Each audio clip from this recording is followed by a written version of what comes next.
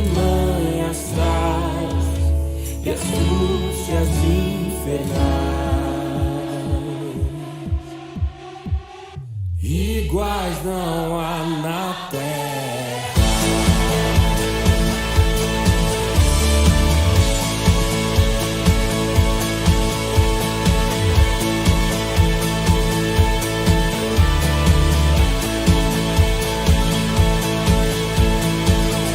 A nossa força nada faz.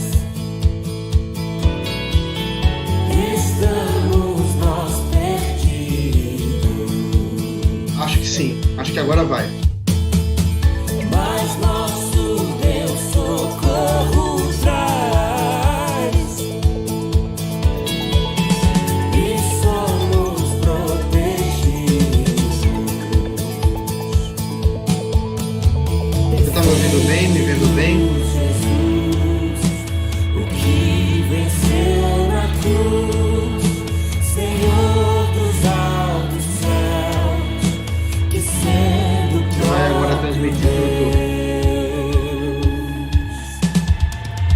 triunfa na batalha.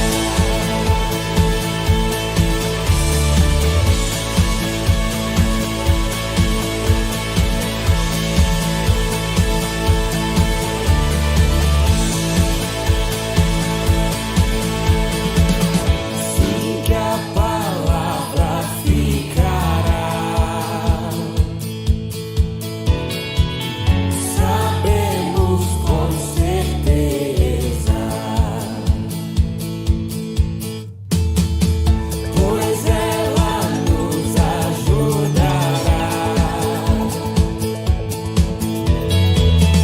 com armas de defesa. Se temos de perder, família tens poder, embora a vida vá, por nós Jesus está e nos dará seu reino.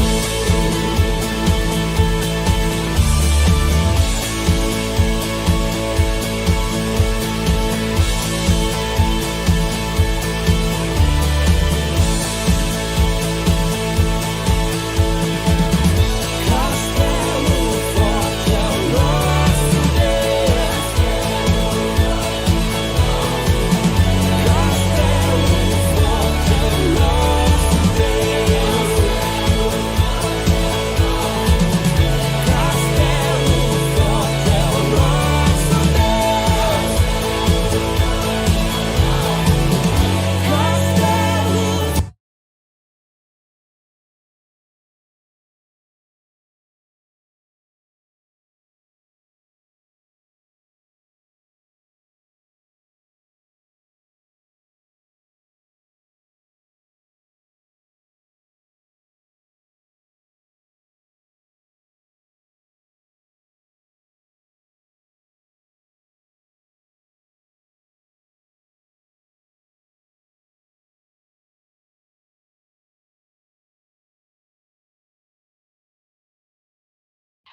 Oi.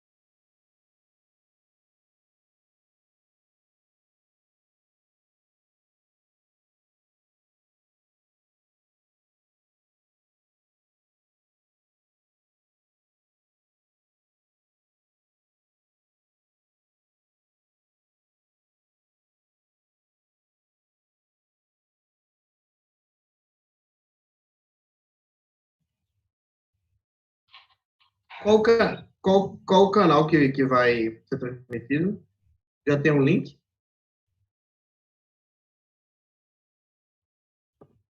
Agora vê só. Acabei de me ouvir. Você está com a saída de áudio externa ou pelo fone?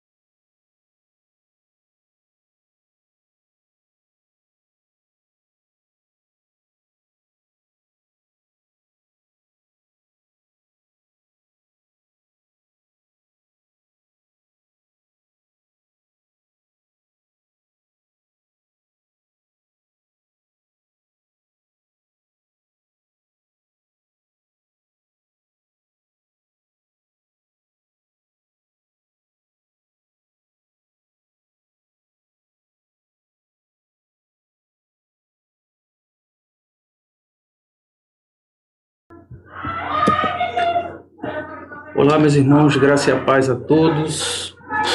Que Pastor Anderson falando com vocês mais uma vez. Vamos iniciar hoje a nossa conferência de aniversário de nossa igreja. Hoje nós estamos recebendo aqui a presença do reverendo Ronaldo Vasconcelos, que é pastor da igreja presbiteriana de Casa Caiada. Ele estará falando conosco nessa noite. Deus vai usar o seu servo para falar aos nossos corações através da ministração que ele nos trará. Eu gostaria de começar orando. Desde já eu gostaria de mais uma vez expressar meus sinceros sentimentos a Valcleide e ao diácono Diógenes, porque hoje tivemos a notícia do falecimento da mãe da nossa irmã Valcleide. Que Deus possa estar confortando o seu coração, que Deus possa estar lhe ajudando, lhe conduzindo nesse momento de luto, e que você possa passar por esse momento para a glória do nome do nosso Deus. Eu vou orar, hoje a gente não vai ter música, vou orar, vou passar a palavra direto ao reverendo Ronaldo, e o reverendo Ronaldo estará ministrando a palavra de Deus para a gente. Ronaldo, quando eu passar a palavra para você, você se apresenta.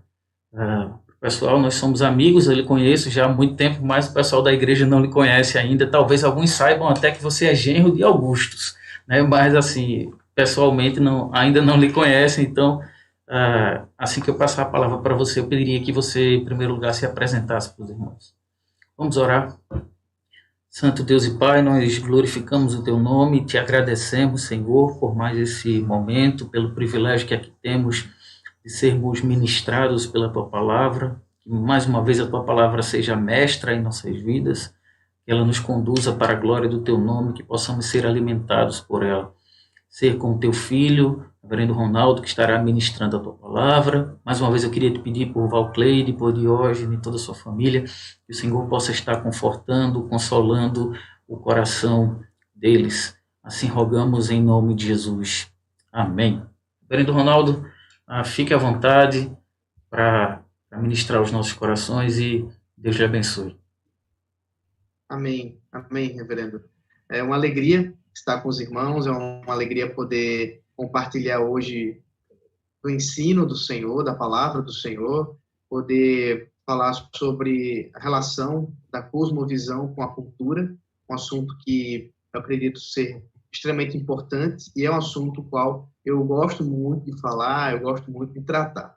A minha condição, né, minha proposta dessa noite é expor aos irmãos um panorama sobre a relação da cosmovisão cristã e a cultura, em especial como um cristão deve se relacionar com a cultura, observando aí algumas questões importantes dos desafios da nossa cultura que ela tem naturalmente por ser permeada de pecado, de problemas graves com relação a desafios da fé cristã, e a gente vai ver isso daqui a pouco com mais detalhes. E depois desse tempo de exposição, eu peço para o reverendo Anderson me interpelar aí com algumas perguntas, né, colocar aí algumas perguntas que sejam importantes para um aprofundamento a partir daquilo que eu estou dizendo aos irmãos, que eu estou propondo aos irmãos. É a primeira vez que eu dou um estudo pelo Zoom, então qualquer falha atribuo aqui a minha imperícia, a minha incapacidade, mas eu vou tentar aqui compartilhar com os irmãos minha projeção. Deixe-me só abrir aqui e eu começo com a minha tema dessa noite.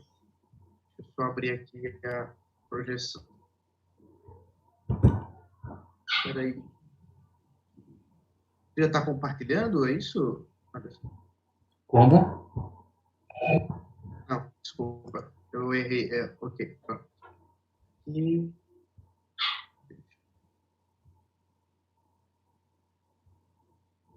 Acho que abriu. Abriu.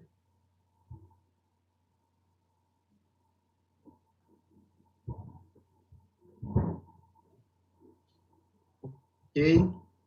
Anderson, confirma para mim. O pessoal tá vendo aqui o primeiro slide? Não, acredito que o pessoal tá vendo teu slide, não. Peraí, deixa eu ver se eu consigo ajustar isso. Não? Não, parece que não. Só um minutinho, tá?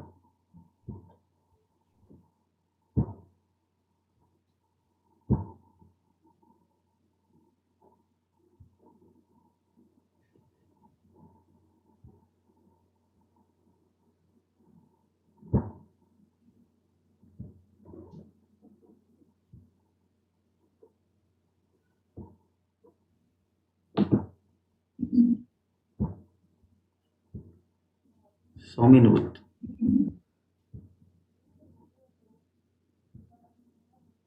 Eu estou aparecendo? A minha câmera está aparecendo?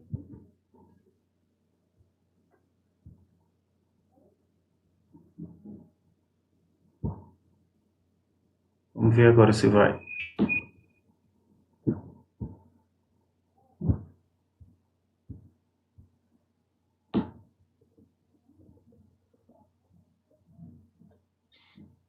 Acho que não, viu?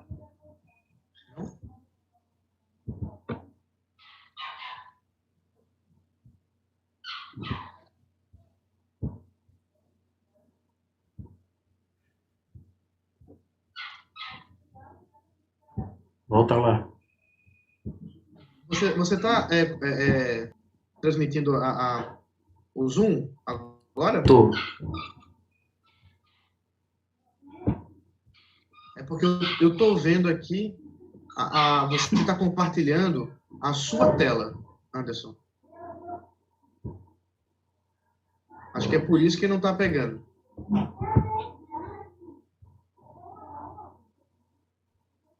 Acho que você tem que parar de compartilhar a sua própria tela.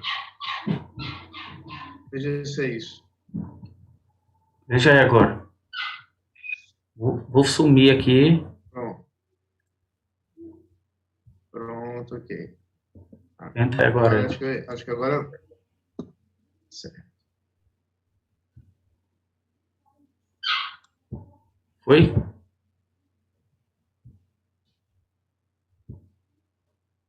Foi? Você está vendo a minha projeção? Deixa eu ver. Tô vendo só a projeção. Pronto. Se você está vendo, eles estão vendo também. Então, essa é a proposta dessa noite. O cristão numa sociedade cética, comunicando a verdade no mundo de incertezas. Meu objetivo, como eu disse, é apresentar um pouco da relação entre o cristão e a cultura. Para isso, apresentar também alguns desafios da nossa cultura para a cosmovisão cristã e, então, encerrar dando algumas aplicações práticas sobre como é que a gente pode desafiar a cultura e comunicar o evangelho a esse mundo que nós estamos vivendo hoje. Para isso, eu começo trabalhando o conceito que você vai encontrar no livro chamado Fé e Cristianismo. Eu acho, desculpa, Cinema e Cristianismo. Eu acho que é isso o título, ou Cinema e Religião. Agora estou tentando lembrar o título em português. Mas em inglês é esse aí, Hollywood Reviews. É o título original do livro. Ele foi publicado em português pela editora Ultimato. E o Brian Godawa, que é o autor do livro, ele trata de uma dicotomia ou de duas formas do cristão se relacionar historicamente com a cultura. São dois extremos que você vai talvez aí se enquadrar de alguma maneira, você, meu irmão e minha irmã. A primeira opção, né, o primeiro extremo que muitas vezes os cristãos adotam é esse aí, ó. O cristão e a cultura numa relação de anorexia, que é o termo que ele utiliza, e eu cito ele aqui, ó. Aqueles que se afastam completamente da cultura por causa de sua imperfeição sofrem uma capacidade decrescente de interagir de forma redentiva com essa necessidade.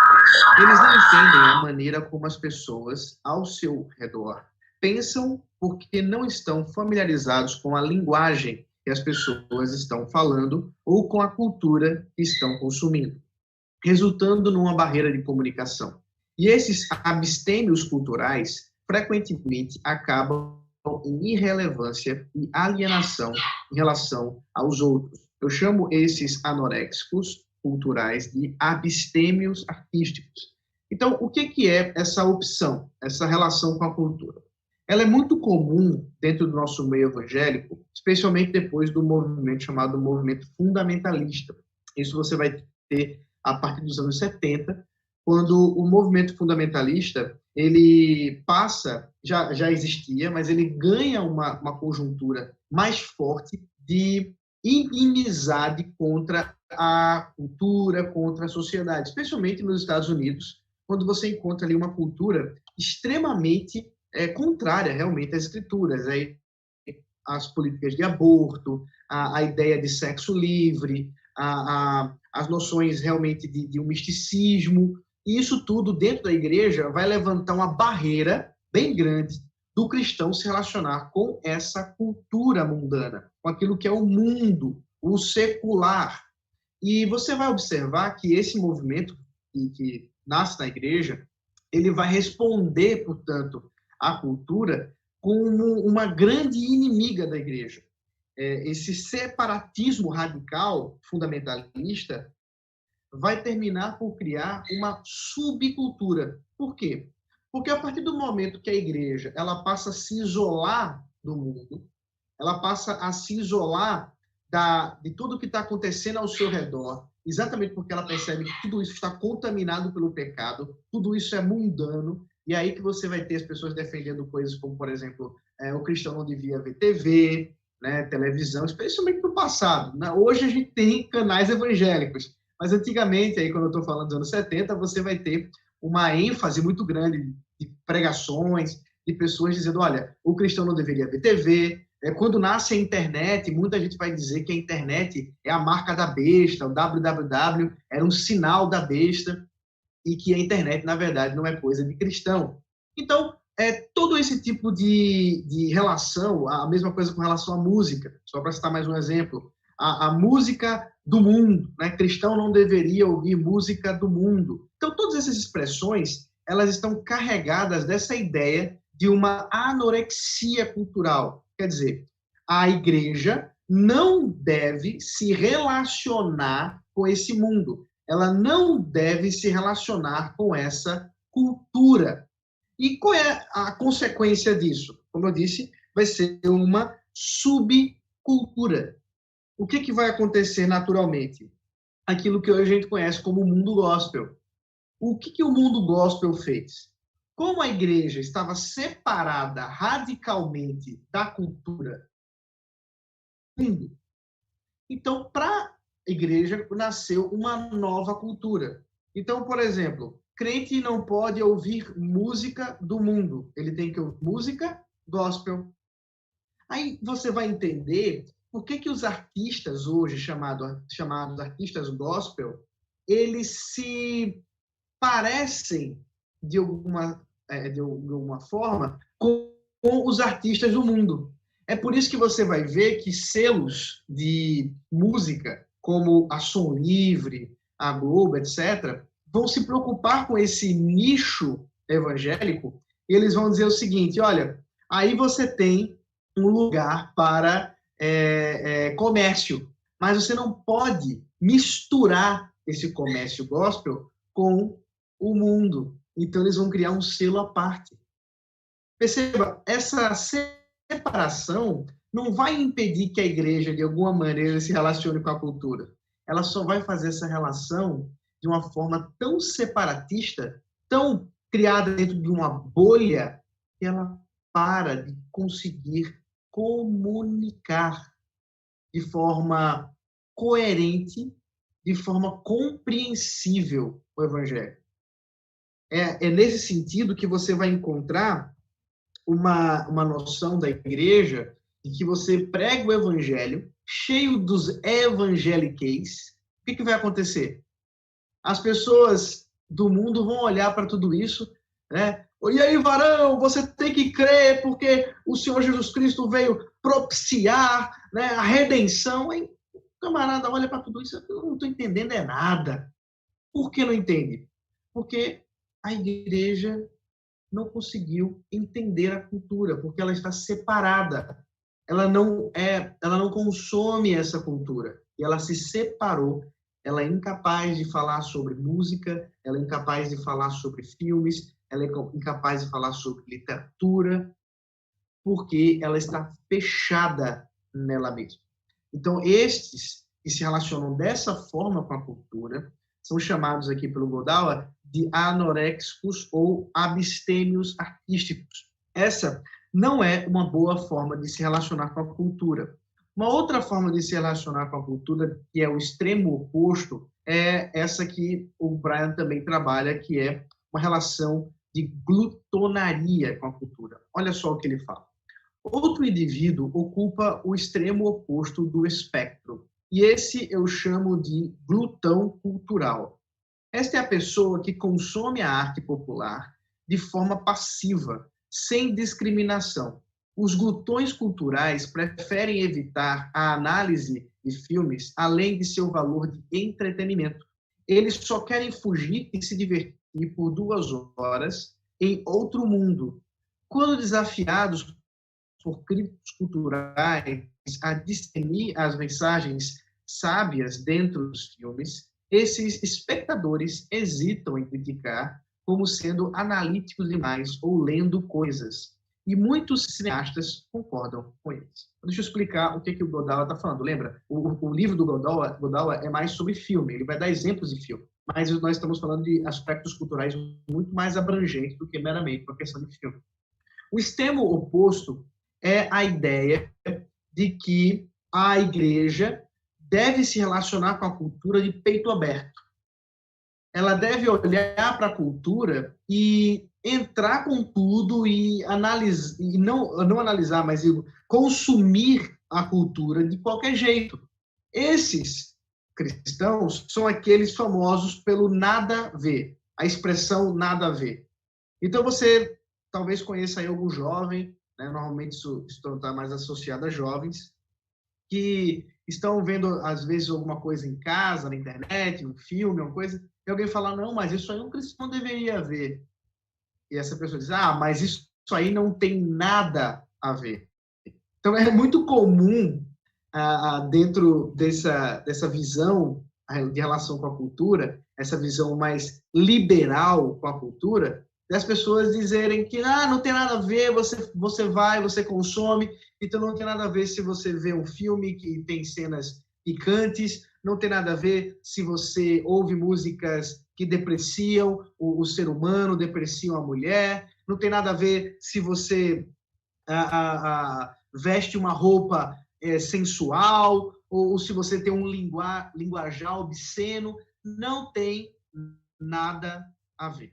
Esse extremo oposto, que também está na igreja, é claro, especialmente na igreja evangélica brasileira, ele é uma porção menor, mas ele existe, ele tenta adotar, portanto, uma visão com relação à cultura tão indistinta, tão unida, que ele também vai ter problema para pregar o evangelho. Porque como é que você vai ser sal e luz num lugar em que você simplesmente não tem mais distinção? Você é igual a todos. Afinal de contas, não tem nada a ver. Então, perceba, esses dois extremos de relação com a cultura, essas duas formas de você se relacionar com a cultura, vão criar um problema grave com relação à vida da igreja e também com a pregação do evangelho. Então, como é que nós poderíamos nos relacionar mediante uma cosmovisão cristã com a cultura? Então, só lembrando aí para vocês, nós temos aqui a chamada metanarrativa da revelação de Deus. Eu uso essa expressão, metanarrativa, você talvez nunca tenha ouvido essa expressão, mas só para explicar, metanarrativa é o termo que nós usamos para designar a história que explica todas as histórias. Qual é a grande história pela qual todas as outras histórias estão, de alguma forma, conectadas e também dependem dela?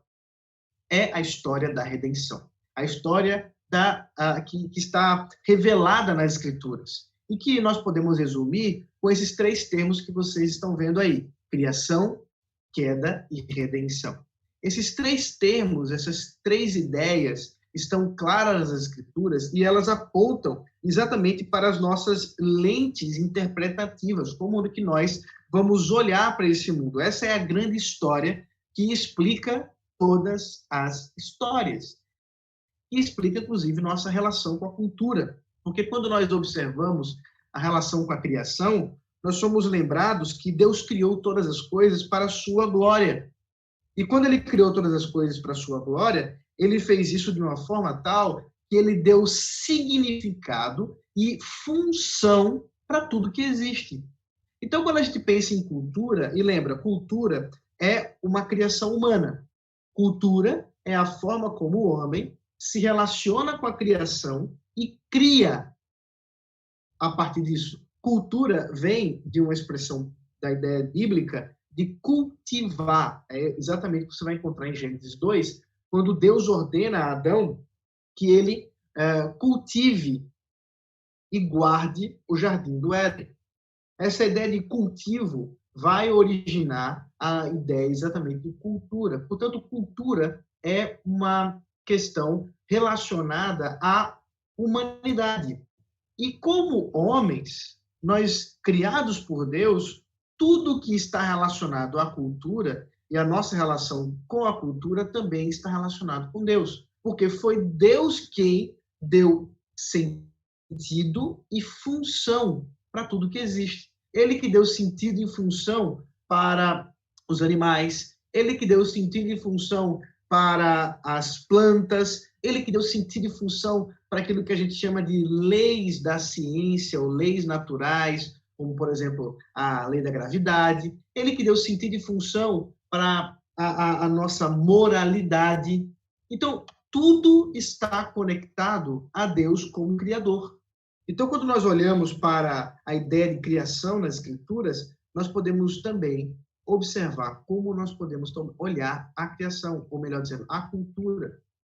Porque, em primeiro sentido, a cultura é uma obra humana mediante o significado e a função que Deus deu para todas as coisas. Mas nós sabemos que as coisas não ficaram da forma como Deus havia criado. Por causa da entrada do pecado e o homem caindo diante de Deus, sua relação de pecado com Deus, nós temos também que essa quebra do pacto do homem com Deus levou também a toda a criação cair. E por isso, uma vez que a cultura é obra humana, ela também está contaminada pelo pecado. A obra humana, uma vez em pecado, também é uma obra humana contra Deus. E aí nós temos a cultura que está recheada de ideias que são contra a vontade de Deus, que são contra a verdade de Deus. E é nesse sentido que nós devemos observar que a cultura ela sempre tem duas forças nela. Uma força no sentido da forma com a qual Deus criou todas as coisas, mas também a forma como o homem perverteu isso. Como o homem desviou as funções que Deus havia dado na criação. O terceiro aspecto vai nos ajudar a ver que a cultura ela tem um caráter também de expectativa de redenção. Porque uma vez que o homem age mediante Cristo, e Cristo como redentor do homem inteiro, ele também está redimindo a nossa cultura. Nossa forma de lidar com a cultura inimiga de Deus, uma cultura em apostasia, né? Quebrada diante do Senhor, também vai nos levar a observar como é que o Evangelho redime a cultura. Como é que o Evangelho pode melhorar a cultura? Então, nós vamos observar que nesses três aspectos, nós podemos ler as Escrituras e ler a cultura de forma melhor ou de forma mais exata. Assim, o Espírito Santo, ele age conosco, fazendo-nos capazes, inclusive, de nos relacionar com a cultura, mesmo a cultura pecaminosa, e podemos ver quais os problemas nisso. Qual o problema de quando eu, por exemplo, estou ouvindo uma música, vou dar um exemplo, sei lá, uma música dessas de brega, né, e você vê lá uma música que está falando sobre a traição. Aí você olha para aquilo e diz assim, isso é errado. Você consegue julgar isso, você consegue fazer um juízo a respeito disso, mas você só sabe fazer um juízo disso a partir do momento que você pode entrar em contato com a cultura. Então, a resposta do anorexo é ruim, porque o anorexo vai olhar para a cultura e vai dizer, eu não quero nem ouvir. A resposta do liberal, do glutão, é ruim também, porque ele vai ouvir isso e vai dizer, isso é só entretenimento, isso é só diversão, não tem nada de verdade nisso. Claro que ele está enganado. Quando nós ouvimos uma música, quando nós assistimos um filme, há influências, há argumentos que estão sendo dados e que precisam de resposta. E onde está a resposta? No Evangelho. Agora, tudo isso vai nos ajudar a olhar para a nossa cultura e entender melhor ela. Daí, eu quero propor para vocês 5 aspectos da nossa cultura, ou 5 aspectos que a nossa cultura tem, se relaciona, que vão nos ajudar a ler, entender e também pregar o Evangelho para essa cultura que nós estamos vivendo, para a nossa sociedade. Aquilo que nós chamamos de uma sociedade pós-moderna. Eu cito aqui um livro do Tim Keller, que é sobre pregação, mas, na verdade, esse é um dos eu estou procurando aqui o livro, tá aqui, que eu estou usando para segurar aqui o celular, mas tem um outro livro que eu posso até indicar já de cara para os irmãos, que pode ajudar com relação a esse ponto que eu estou propondo, que é esse aqui, ó. Deus na Era Secular. Como os céticos podem encontrar sentido no cristianismo. Então, esse livro aqui ainda é mais interessante do que esse que é mais resumido, que eu estou citando aqui, que é o de pregação. Como o nosso ponto aqui é como comunicar, né, como uma cosmovisão cristã pode se comunicar com a cultura, eu estou destacando aqui essa questão da pregação, e aí nós temos esses 5 aspectos que o Tim Keller extrai de um filósofo, do Charles Taylor, e aqui ele propõe essas 5 características que vão nos ajudar a entender a cultura.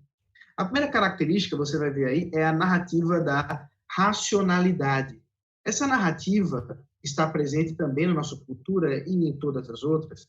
ela se propõe a explicar as coisas, a explicar a matéria, por exemplo. Você vai ver, no sentido da pós-modernidade, como uma distorção da verdade de Deus, nós já vimos isso, a cultura que nós estamos vivendo, ela tem muitos aspectos de pecado, de distorções contra a palavra de Deus, que ela vai nascer a partir de uma junção de uma visão grega, uma visão antiga, nós vamos chamar de visão antiga aqui, de a matéria como algo irreal. O próprio apóstolo Paulo, tratando sobre essa questão na carta aos Colossenses, ou João, na sua primeira carta, vai também lidar com pessoas que também eram influenciadas por esse pensamento, em que a matéria ela era irreal ou era má. Essa era a visão de mundo grega. Os cristãos, por outro lado, vão dizer não. A matéria, tudo que existe, a criação, ela é uma dádiva de Deus.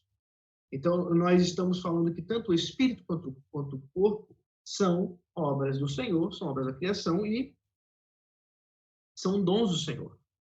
Por outro lado, a pós-modernidade, negando o sobrenatural, vai dizer que, na verdade, tudo que existe é a matéria. Então, quando ela vai falar em termos de razão ou de racionalidade, ela vai propor que, no final das contas, nós deveríamos negar o sobrenatural, negar a ideia de milagres, negar essa noção. Isso está bem permeado na nossa cultura pós-moderna, que é uma cultura cética. O que é cético? Né? O que é o ceticismo? Essa ideia de duvidar da verdade, duvidar da realidade, e aí, no caso, especificamente, duvidar do sobrenatural. Então, você vai ter na nossa cultura, até hoje nós estamos vivenciando isso, pessoas que negam a ideia de Deus, que negam a possibilidade de um Deus pessoal, e tudo isso eles vão fazer a partir de uma visão de mundo, de uma racionalidade, é claro, que nega a palavra de Deus, mas que está aí presente na nossa cultura. A gente deve observar, daqui a pouco eu vou tratar como é que o evangelho pode responder a essa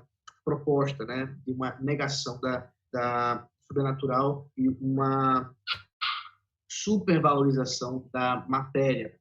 A outra narrativa é a narrativa da história. Como é que nós explicamos a nossa história? Os antigos explicavam a história de maneira cíclica. A história ela se repete. Por outro lado, o Evangelho, né, a palavra de Deus, a revelação do Senhor, vai nos mostrar que a história ela tem um progresso, ela é linear. É isso que a palavra diz, porque Deus criou todas as coisas e há um momento em que tudo isso vai ser culminado na restauração daquilo que foi quebrado na volta de Cristo. Então, nós temos um progresso a partir da vontade de Deus.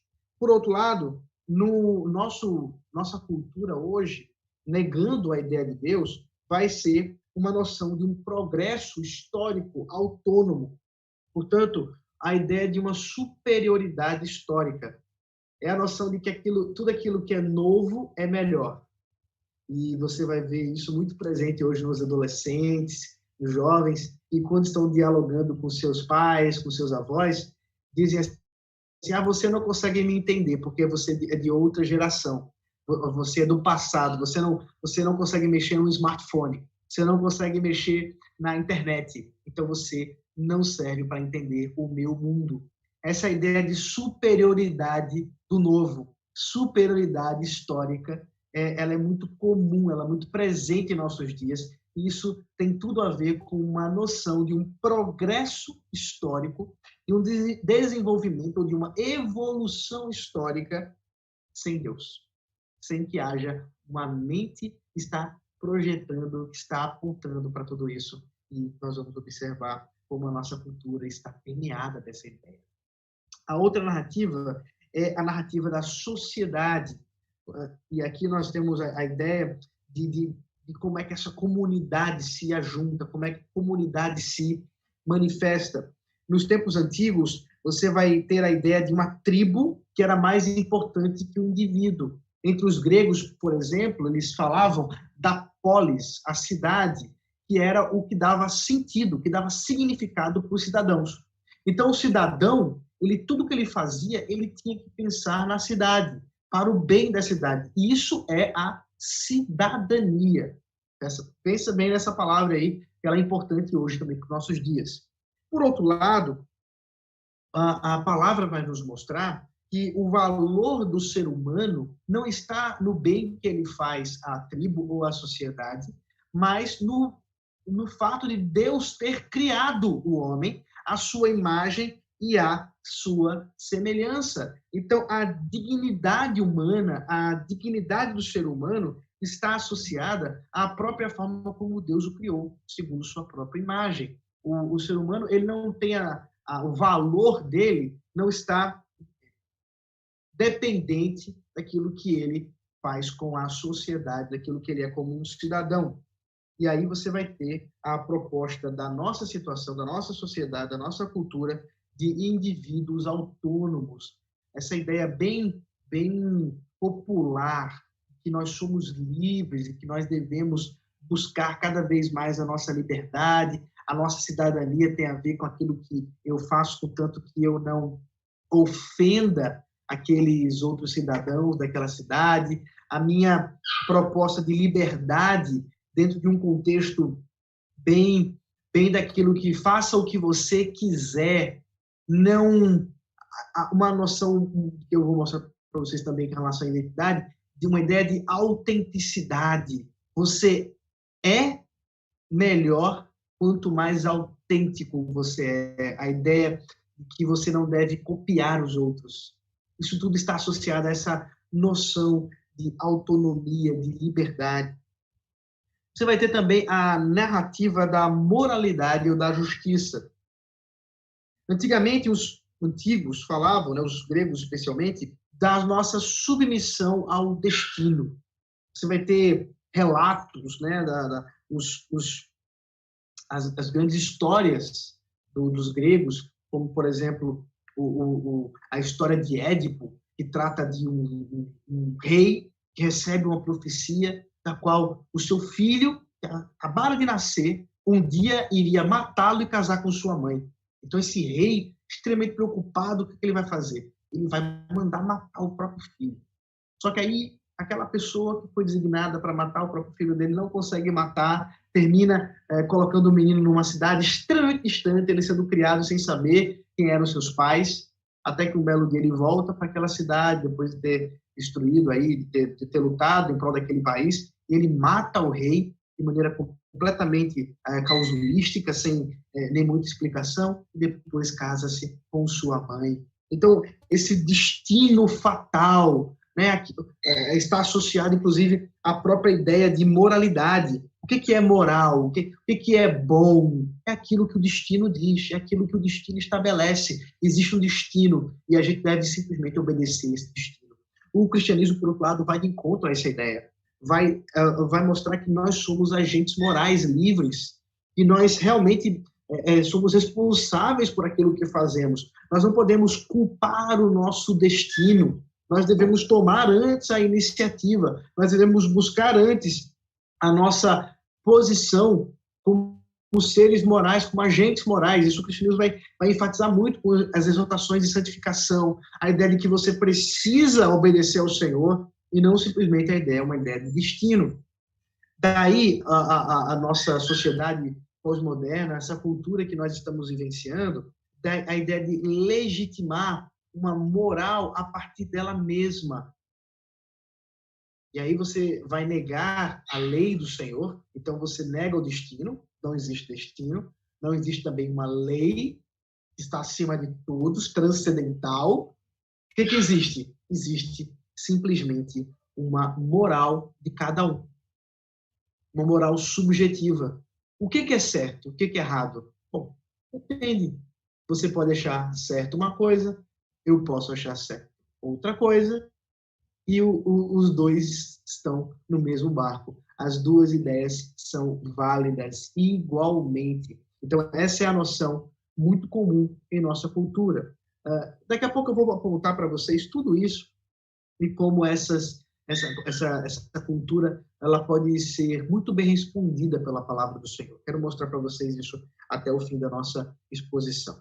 Por fim, a última narrativa de identidade, você vai ver que nos antigos falavam do interesse do indivíduo em relação ao interesse do clã. Eu já mencionei isso falando da sociedade também, como é que a sociedade é instaurada. Por outro lado, o cristianismo vai apontar que sim, os nossos sentimentos, eles são válidos e nossa identidade está relacionada à palavra de Deus. Nós vamos entrar em detalhes um pouco melhor com relação à nossa identidade mais para frente.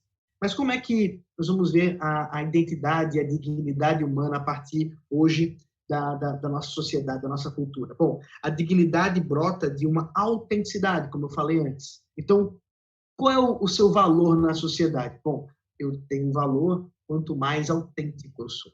Então, se eu pinto o cabelo de azul e ninguém pintou ainda, olha só como essa pessoa ela é esperta, olha que sabedoria impressionante, ele pintou o cabelo de azul e ninguém tinha pintado antes. Ele é autêntico. Isso está muito claro, muito forte em nossa sociedade. Então, vejam, tudo isso são questões importantes que nós devemos observar, e quando nós vamos lidar com a cultura, nós vamos analisar a cultura, que essa é a grande proposta que eu quero fazer para os irmãos hoje, é que nós somos chamados nem a adotar a ideia de anorexia, nem a adotar a ideia de glutonaria, mas a ideia de sermos, então, consumidores da cultura, mas de forma crítica, analisando a cultura a partir das lentes do Evangelho, a partir de uma cosmovisão cristã.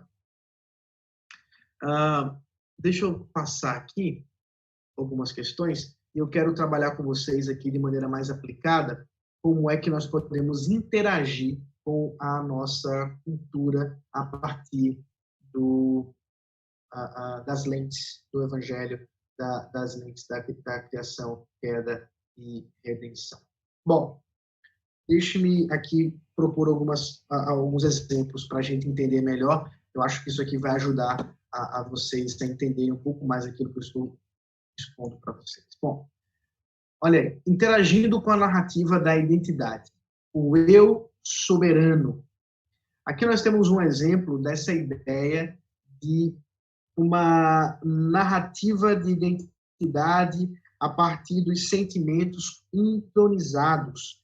A ideia, como eu falei, de autenticidade como aquilo que traz dignidade e a nossa identidade a partir dos nossos próprios desejos. Isso é muito interessante. Eu vou dar alguns exemplos mais daqui a pouco, mas deixa eu citar aqui essa música muito famosa do filme Frozen, o 1 ainda. Aqui eu coloquei em inglês, porque fica mais forte em inglês do que na tradução que está em português. Ele diz o seguinte, no right, no wrong, no rules for me. I'm free, let it go, let it go. O que está dizendo aqui? Só para traduzir para aqueles que não conhecem a língua de Tio Sam. Não há certo, não há errado, não há regras para mim. Eu sou livre. Deixe ir, deixe ir. Então aqui essa cena, não sei quantos assistiram Frozen, essa cena aqui é quando a Elsa, que é a rainha do gelo, né, a rainha daquela cidade, e ela então tem poderes que ela não consegue controlar, ela foge da cidade e ela começa então a criar o seu castelo de gelo, e ela então se sente finalmente livre. Agora ela pode ser quem ela quer ser. Ela pode finalmente extravasar os desejos dela, porque ela agora é livre. Não há regras para ela, não há nem certo nem errado. E isso, perceba, essa música, inclusive a ideia ali, traz essa noção muito clara de autenticidade, a centralidade do eu, dos meus desejos à frente de tudo. Essa noção de uma redenção, inclusive, a partir de mim mesmo, a partir das minhas escolhas, a partir dos meus desejos. Essa noção bem comum da nossa sociedade de uma autoajuda. Está muito claro isso, inclusive, nesse desenho, não só nessa cena, mas na cena final. Quero aqui mostrar um outro ponto interessante dessa mesma animação. Você vai observar que a Ana, né, ela foi contaminada pela sua irmã, seu coração foi congelado. E agora a profecia diz, né, o sábio ali, diz que para quebrar esse encanto, é necessário um ato de amor. Então, fica todo mundo esperando que vai vir um príncipe, e ele vai lá dar um beijo na Ana, e ela finalmente vai se salvar. Mas não é isso que acontece. E no momento final, quase que final do filme, né, da animação, Ana faz um ato corajoso para salvar a sua irmã, e ela é congelada completamente, salvando a vida da sua irmã de uma espadada que ela ia receber. Então, a Elsa começa a chorar diante da sua irmã. E Ana volta à vida. Quem fez o ato de redenção para salvar Ana? Foi Ana. E isso está extremamente bem dentro aí da nossa sociedade, da nossa cultura. A ideia de que, sabe quem tem que salvar você? Você mesmo. Os seus problemas, só quem pode resolver é você. Essa ideia está muito presente na nossa sociedade, na nossa cultura. É claro, ela vai brotar de uma noção de um eu soberano, de um eu que é senhor de todas as coisas. E, portanto, esse eu que sente, e aí a ideia de que se eu sinto é verdade. Então, por exemplo, o problema do homossexual, por que ele se identifica como homossexual? Porque ele diz, bom, eu tenho desejos homossexuais, então eu sou homossexual. Ele vai dar a identidade dele como alguém a partir dos seus desejos, das suas paixões. Por outro lado, a fé cristã, a palavra de Deus, responde de maneira muito diferente a isso. E essa diferença se dá pela própria ideia de que nós não nos bastamos para nós mesmos. Nós não podemos nos redimir a nós mesmos. A ideia de autorredenção, a ideia de autoajuda, é como alguém que está enterrado na praia e tenta livrar-se de estar enterrado na areia, puxando os seus próprios cabelos. Ele não vai conseguir. Para sair do buraco, ele tem que ter um apoio fora do buraco. E quem é esse apoio fora do buraco? É o Senhor Jesus Cristo. Olha o que Romanos, capítulo 8, versículo 29 e 30 diz. Porquanto, aos que de antemão conheceu, também os predestinou para serem conformes à imagem de seu Filho, a fim de que ele seja o primogênito entre muitos irmãos. E aos que predestinou, a esses também chamou, e aos que chamou, a esses também justificou, e aos que justificou, a esses também glorificou. Então, observe a ideia aqui de identidade está atrelada à nossa imagem como semelhança do Senhor, e aqui o próprio Senhor Jesus Cristo. Nós somos chamados para ser iguais a Jesus. Nós não somos chamados para sermos autênticos, mas sermos cópias fiéis de Jesus. O nosso chamado, portanto, não é eu vou pintar o cabelo de azul porque isso é diferente, mas é como eu posso ser mais parecido com Jesus? E essa resposta, para a nossa cultura, faz muito mais sentido, porque é realmente esse o anseio do nosso coração. Nós não conseguimos salvar nós mesmos, nós precisamos de um Redentor. Aqui nós temos uma outra relação com a nossa cultura, a ideia de uma liberdade negativa absoluta. Essa ideia da sociedade aqui, será que nós somos realmente autônomos, indivíduos autônomos e não respondemos a nada?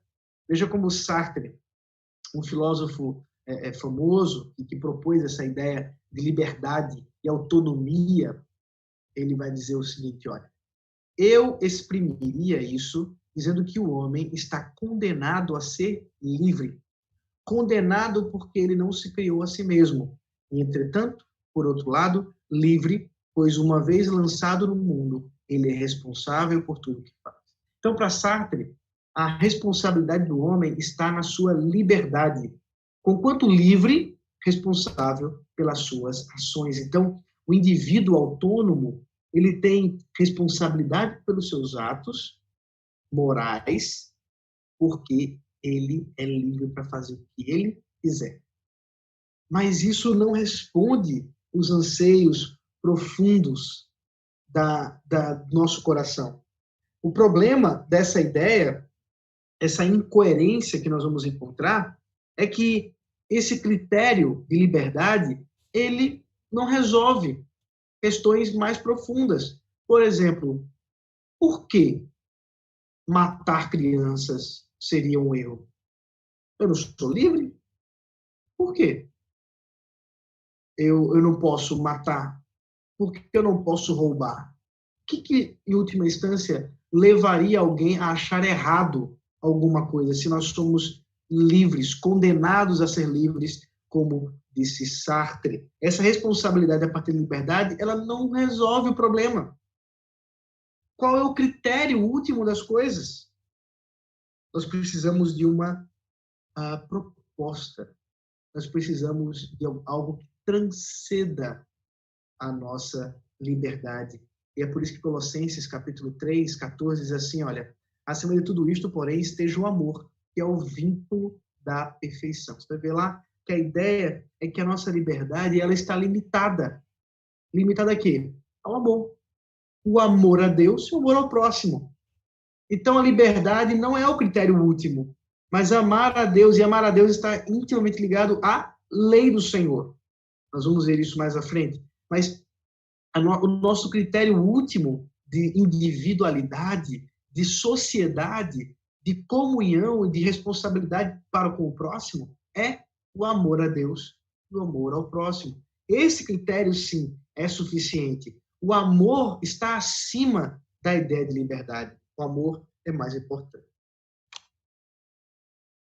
Caminhando mais um pouco aqui para uma outra relação aqui.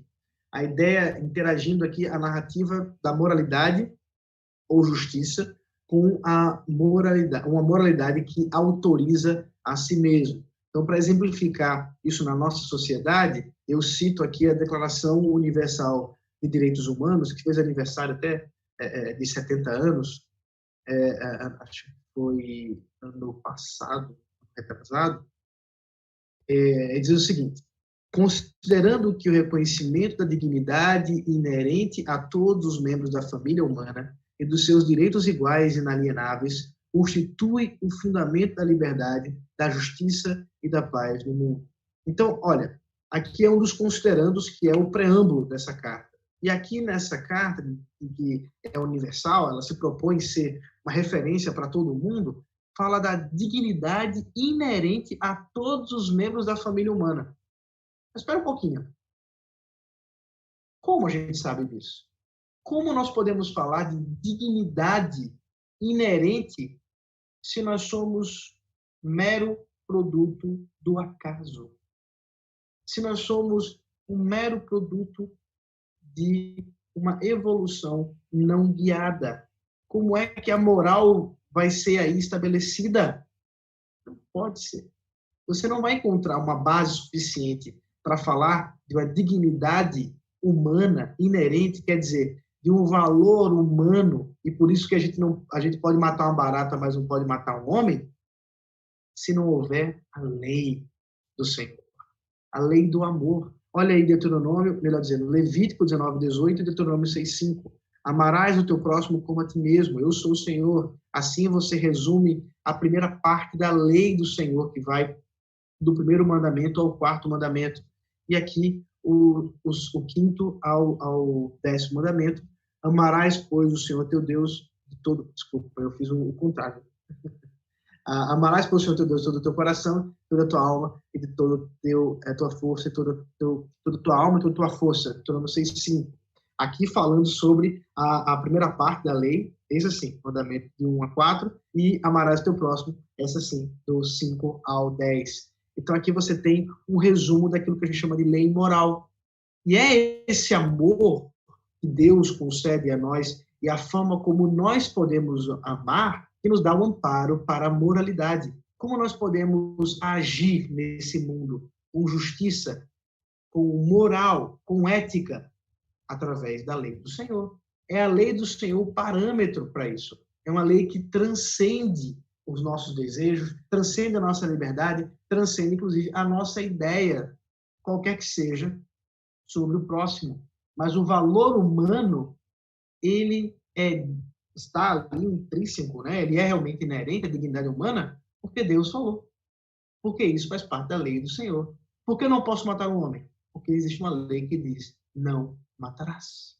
Então, essa é a moral que deve responder a essa nossa situação como dentro da nossa cultura pós-moderna que nós estamos vivenciando. Então, mais um ponto aqui com relação, o último, inclusive, a nossa relação com a história e a racionalidade. A ideia aqui, a nossa sociedade, ela vive, e aqui eu vou dar alguns exemplos bem próprios de hoje, a ideia da ciência como esperança secular. Veja aí uma citação do Dr. Carl Sagan. É antiga essa citação, mas ela fala muito a respeito da ideia de ciência de hoje. O cosmo é tudo que foi, que é e sempre será. Então, a ideia de matéria como aquilo que dá significado, que dá sentido, a ideia de matéria como a única coisa que realmente importa. Hoje, nós estamos vivenciando um endeusamento da ciência. Nós estamos vivenciando uma idolatria à ciência muito grande, tanto por parte aí dos governos, você vai observar, seja qualquer lado dos governos, seja o governo Bolsonaro falando da solução da cloroquina, ou os governos contrários, né, os governos contrários a Bolsonaro, especialmente governadores, falando da ciência, que ela tem que nos dar resposta. Todo mundo está buscando esperança na ciência. Todo mundo está buscando esperança nos sacerdotes dos laboratórios. Qual o problema disso? É que eles não podem dar esperança última. A nossa esperança, assim, a nossa esperança de vida, a esperança da nossa história não está na ciência. Está onde? Olha aqui, ó. 1 Tessalonicenses 4, 16 a 17. Porquanto o Senhor mesmo, dada a sua palavra de ordem, ouvida a voz do arcanjo, ressoada a trombeta de Deus, descerá dos céus, e os mortos em Cristo ressuscitarão primeiro. Depois nós, os vivos, os que ficarmos, seremos arrebatados juntamente com eles entre nuvens para o encontro do Senhor nos ares. E assim estaremos para sempre com o Senhor. A nossa esperança não está nesse mundo. A nossa esperança não está na ciência. Queridos, talvez você tenha pessoas que foram contaminadas pelo coronavírus. Talvez você conheça pessoas que foram, ou mesmo você está agora, talvez em quarentena porque está apresentando sintomas. A sua esperança não está numa vacina. A sua esperança não está na cura que possa vir pela ciência, ainda que isso possa acontecer. Por quê? Porque eles não podem redimir a nossa alma e nos dar a ressurreição. A nossa esperança está nesse clímax da história que Deus mesmo está fazendo para chegar nesse grande dia que o Senhor Jesus Cristo virá buscar a sua igreja. Essa é a nossa esperança. É lá que nos encontramos o nosso verdadeiro descanso para a alma. É no Senhor Jesus Cristo. É por isso que nós não precisamos ficar desesperados, aguardando que a ciência nos dê a resposta. Porque Jesus já deu. Ele já deu a solução. A vacina maior de todas é o Evangelho. Porque mesmo que nós morramos, ressuscitaremos naquele grandioso dia que ele virá. Amados do Senhor Jesus Cristo, o que temos observado aqui é a nossa relação com a cultura, a nossa relação, como podemos enfrentar os desafios de uma cultura secular, cheia de problemas e pecados, mas ainda assim, que tem aspectos da criação do Senhor, e por isso nós podemos, sim, nos relacionar com ela, mas podemos fazer isso de maneira redentiva, apresentando o Evangelho que traz solução. E assim, a cosmovisão cristã é aquela que realmente responde aos anseios últimos do coração humano, que vai falar realmente onde está o nosso problema, qual é a grande solução. Eu queria terminar esse momento, antes das perguntas, orando com vocês. Ó Deus maravilhoso, Senhor bondoso, obrigado pelo tempo que tivemos, podermos falar, Senhor, desse tema tão importante da nossa relação com a cultura. Nos ajuda, Pai, como pregadores do Teu Evangelho, a anunciar a Tua palavra, a ensinar, Senhor, a Tua palavra, fazer isso, Senhor, com alegria, conhecendo, Senhor, aqueles que nós estamos conversando, conhecendo a nossa cultura, podendo, inclusive, Senhor, nos relacionar com ela até para entretenimento, mas nunca, Senhor, sem observar os problemas dessa cultura, os problemas graves que muitas vezes enfrentamos. Obrigado, Pai, por esse tempo de reflexão, em especial, Senhor, pelo aniversário da amada igreja, primeira Igreja Batista de Mostardinha, porque o Senhor concede mais um ano de vida, ainda que impedidos de se reunir, o Senhor dá a esses irmãos a condição de poder estudar a Tua palavra e de poder encontrar alento do Teu Evangelho. Nós te louvamos e bendizemos, em nome de Jesus Cristo. Amém.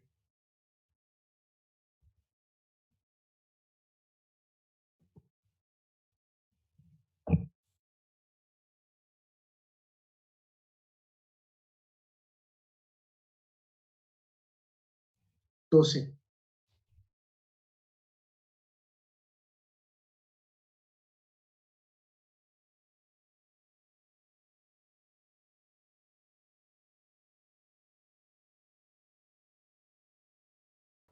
Acho que agora todo mundo vai me ouvir. Irmão, chegou a hora da gente fazer as nossas perguntas.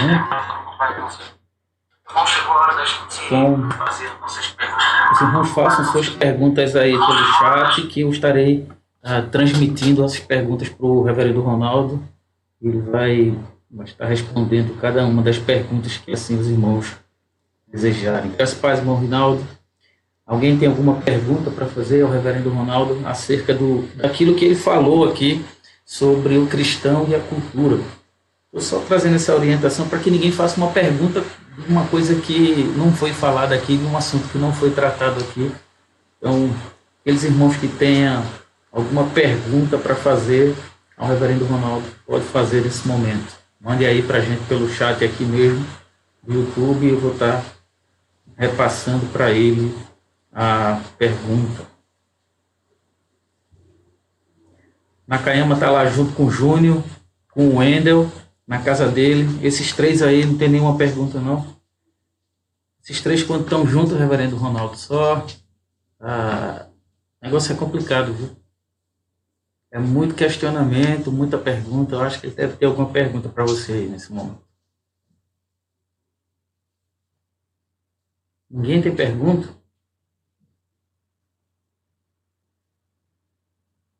Não acredito, ninguém fez nenhuma pergunta. Eu vou fazer uma pergunta que talvez seja dúvida de algumas pessoas e muita gente fica... é uma pergunta simples, mas que geralmente eu escuto essa pergunta, reverendo Ronaldo, por isso eu vou transmitir ela para você. Um cristão, ele pode ouvir música do mundo, se é que existe música do mundo e música que não é do mundo. Ajuda a gente a entender isso aí, por favor. Já me fizeram essa pergunta várias vezes, talvez seja a dúvida de alguém. Perfeito, perfeito. Essa pergunta é muito boa e me ajuda, inclusive, a colocar um pouco mais em prática aqui aquilo que eu falei. Acredito que o cristão, ele deve ouvir música boa. A gente não deveria qualificar entre música do mundo e música gospel, música religiosa. Porque todas as músicas, de uma certa forma, elas são religiosas, elas estão, como a gente viu, conectadas aí com o pecado, tem verdades. É claro que existem músicas que estão direcionadas para adoração ao Senhor, e essa música, é claro, a gente deve designar para o culto, deve designar para a nossa adoração, em casa, etc., para ouvir também.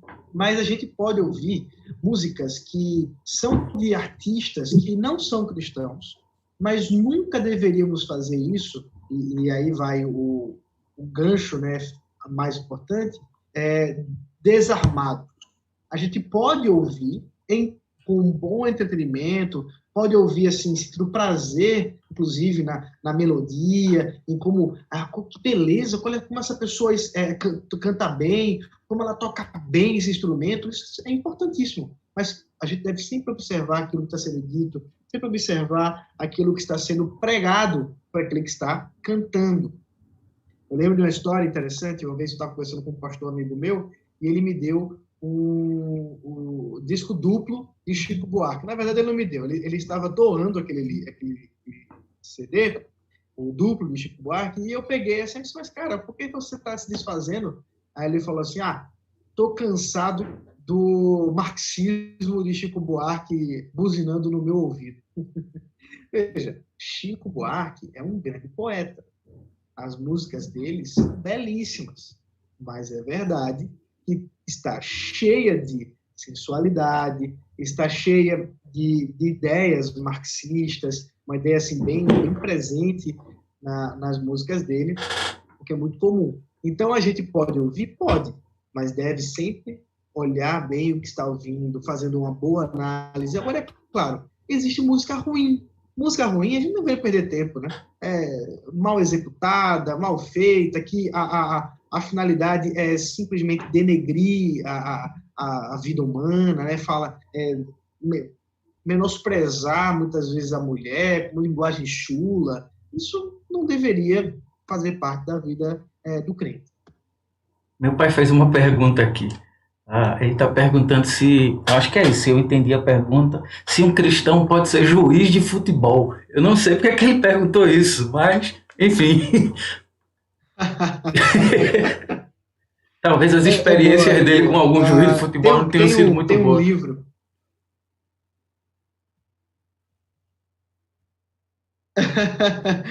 Tem um livro legal do reverendo Emílio que fala sobre futebol. Deixa eu ver se eu consigo lembrar o título aqui. Eu acho que é Futebol é Bom para Cristão. Acho que é o título do livro.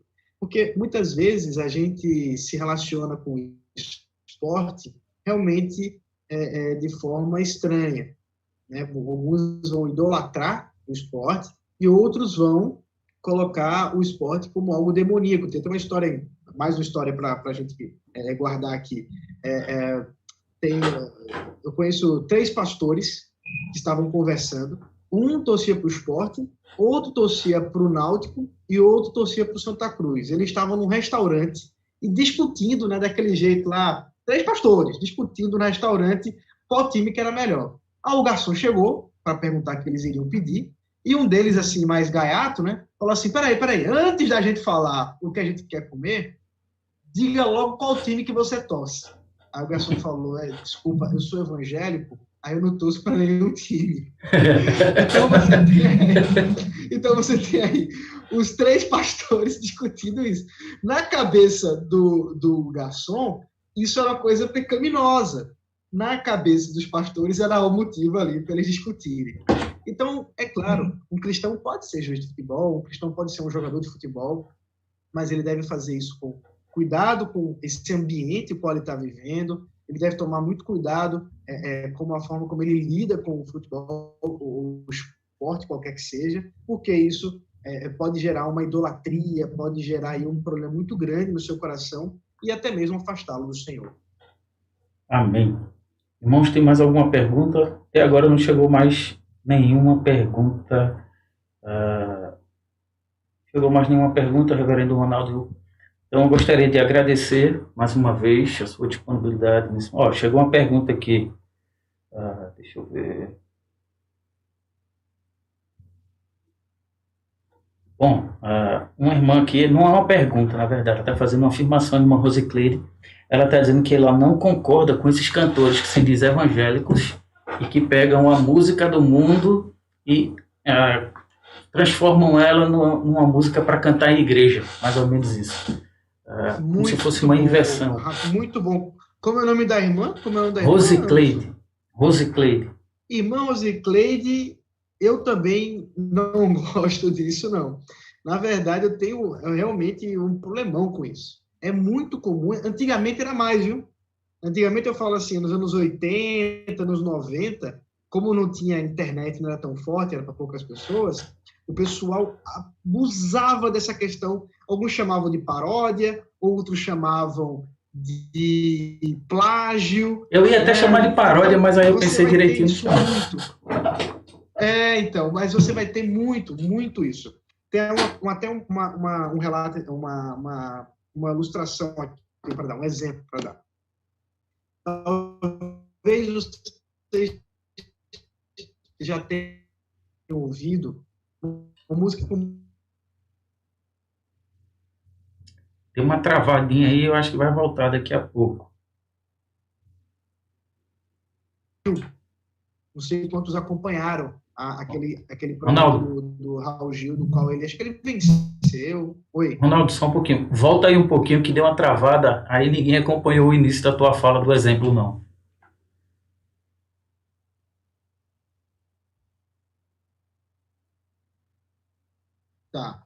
Tá me ouvindo melhor Agora agora? tá, agora tá. Tá. Então vamos lá. O exemplo que eu estou querendo dar é o seguinte: há alguns anos atrás, teve uma música que ficou muito famosa na voz de um rapaz chamado J.A. Ele ganhou, acho que, algum concurso de música no programa do Raul Gil. Ficou muito famoso através disso. E a música que ficou famosa é a música chamada Aleluia. Talvez você já tenha ouvido ele cantando em português. Aleluia, aleluia. Só para aqui dar um exemplo. O que essa música ela tem como origem? Bom, essa música foi composta por um judeu. Na verdade, ele é um judeu, mas não era um judeu assim lá muito praticante. Ele tem uma influência judaica, mas ele vem de uma ascendência judaica. E a música fala do adultério de Davi. A música original, a música em inglês, fala do adultério de Davi. É uma música extremamente sensual. Fala assim, tá inclusive trazendo essa ideia mesmo do sexo. E ela foi então traduzida, entre aspas, com uma letra evangélica, uma letra, teoricamente, de adoração ao Senhor, e aí você tem essa confusão. Muita gente aí cantando, eu já vi pessoas, inclusive, no casamento e tudo mais, mas aí você tem essa questão, esse problemão de você ficar usando esse tipo de música sem fazer análise devida, sem ver da onde você está tirando, e isso muitas vezes pode causar um problema e desagrado ao Senhor. Acredito que ela estava falando, pela explicação dela aqui, Ronaldo, isso aí que você falou está correto. A ideia dela é como se fosse aquele camarada do Lázaro, lembra dele? Que ele cantava as músicas dele lá no mundo, e aí quando ele pegou as músicas dele que ele cantava no mundo, transformou numa paródia gospel, por exemplo, e trouxe para cantar na igreja, mais ou menos isso. Tá lembrado do Lázaro, que depois se tornou aí um deputado? Tem até uma frase famosa dele, que ele usou o texto lá no impeachment lá de maneira errada e coisa do tipo. Lembra dele? Sim, sei quem é assim. Pronto. Agora tem O famoso Sou de Jesus. Isso. Tem mais duas perguntas aqui, tá? A primeira pergunta... as perguntas, hein? A primeira pergunta é de Wendel. Lembra que eu disse que o Wendel é um daqueles três que estavam lá juntos lá do irmão Nakayama, e quando eles se juntam lá o negócio é complicado. Veja lá. A pergunta dele é a seguinte: até que ponto o cristão pode desfrutar de filmes, séries, quando esses traduzem nudez, violência e coisas que vão de encontro aos nossos princípios? Se sim, qual a melhor forma de assistir e não ser influenciado? Essa é a primeira pergunta. Perfeito. Acredito que, como eu disse, nós podemos consumir esse material, mas a gente deveria tomar muito cuidado. Primeiro, a gente deveria verificar o que esses filmes, esses seriados estão dizendo.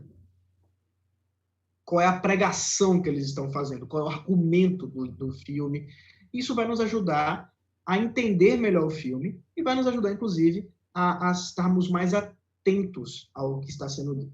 Segunda coisa, essas cenas que você falou de nudez e violência, a gente também deveria tomar cuidado, porque isso pode influenciar, especialmente a questão de nudez, pode influenciar, pode mexer conosco onde não deveria mexer. Então, a gente deveria tomar muito cuidado, nós deveríamos estar preocupados com isso, sim, e talvez aí fazer, aqui em casa a gente faz isso.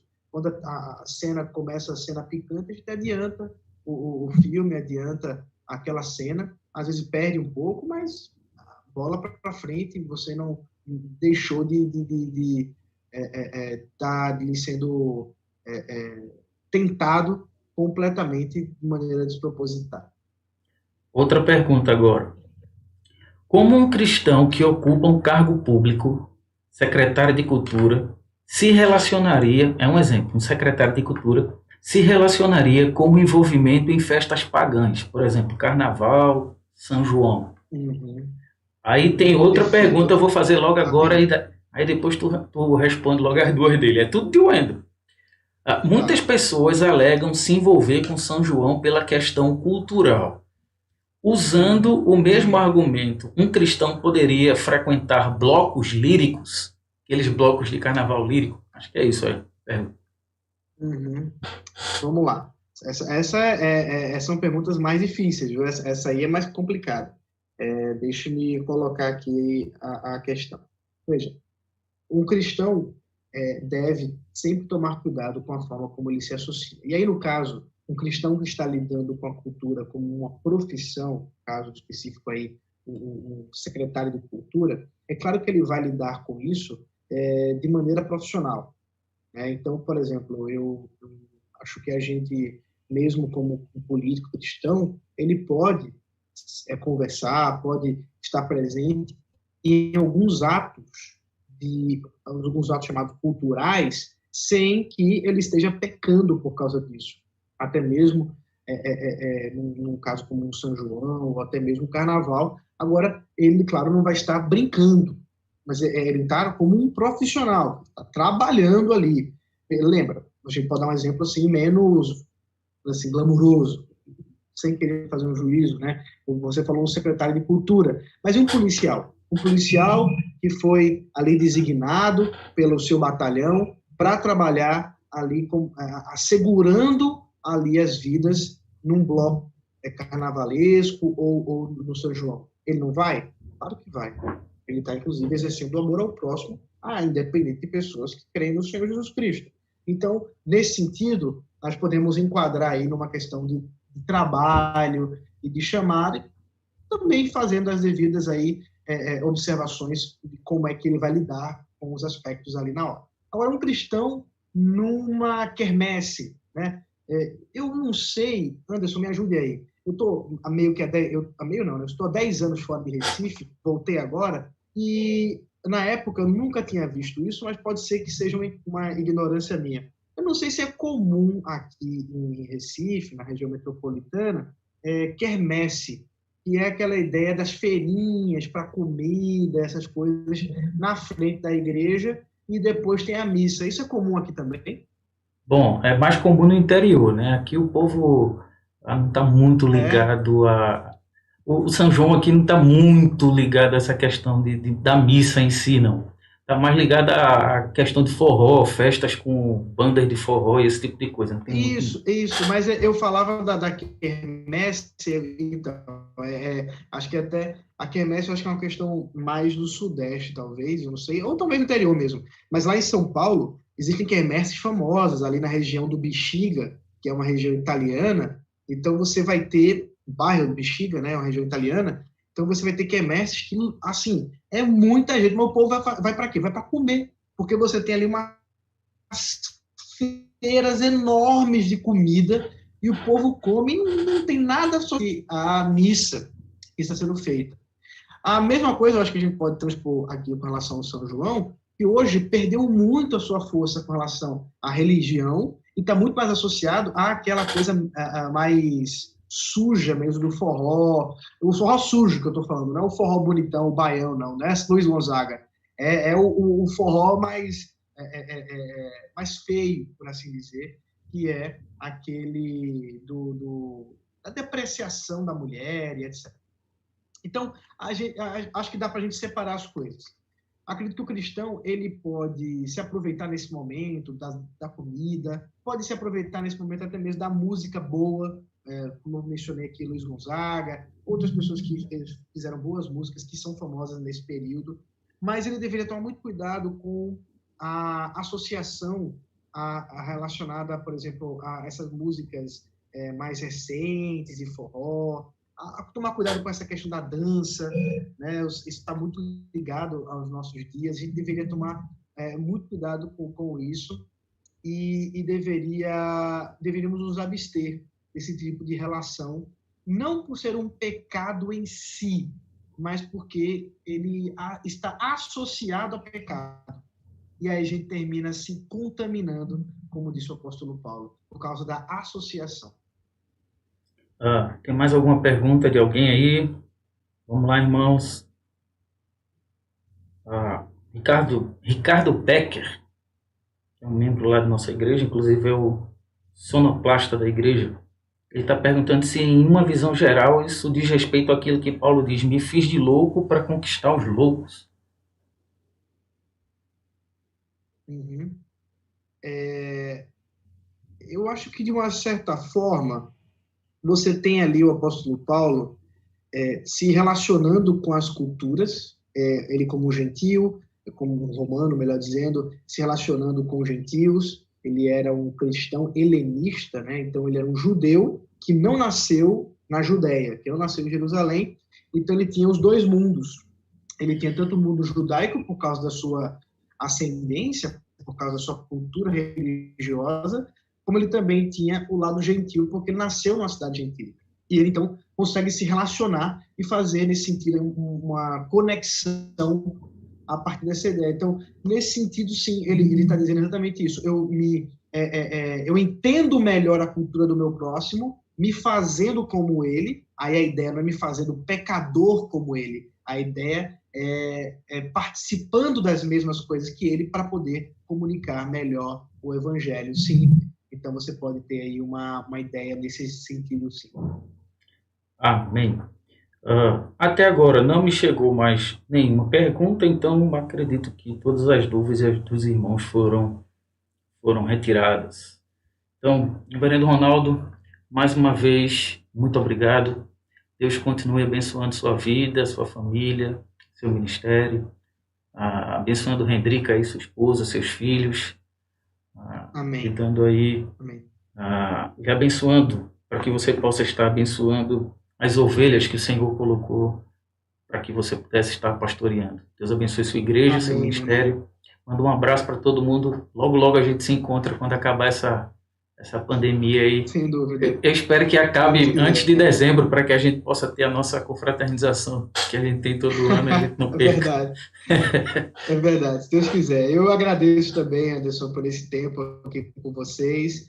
Obrigado pelo privilégio de poder apresentar aqui alguma coisa da palavra do Senhor e ajudar os irmãos. E eu espero no Senhor Jesus Cristo que em breve a gente se encontre, sim, meu irmão. Um abraço aí na sua esposa, seus filhos, e que o Senhor, na sua infinita graça, conceda também que nós possamos em breve também estar reunidos com a nossa igreja, né? Tanto você aí com a sua igreja, eu com a minha, porque tem sido dias difíceis para nós pastores. Um grande abraço a vocês, aos irmãos, e que o Senhor Jesus Cristo esteja com todos vocês.